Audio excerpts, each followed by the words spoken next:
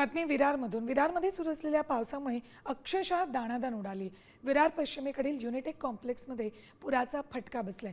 तब्बल 38 इमारती 5 दिवसांपासून अंधारात आहेत.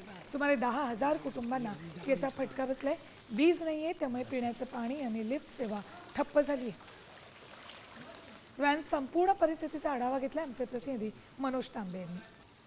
वसई विरार शहरामध्ये तब्बल 5 दिवसापासून पावसाचा धुवाधार सुरू आहे आणि यामुळे शहरातील जनजीवन जे आहे ते पूर्णतः विस्कळीत झालेले आहे. आणि सध्या मी ज्या ठिकाणी उभा आहे ती एक 10,000 लोकांची सोसायटी आहे. काही महिला माझ्या सोबत आहेत.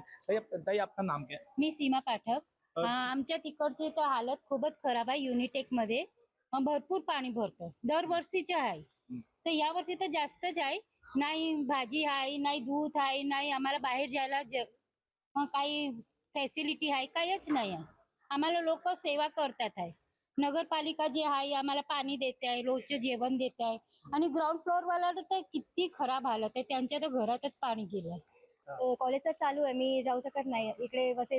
वसीपर्यंत ट्रेनच नाही आहे. स्टक वाटतोय आता, कुठे जाऊ पण शकत नाहीये, फिरायला पण जाऊ शकत नाही. मी सायकलिंग करते ते पण करत नाही. मनोज तांबे, साम न्यूज विरार.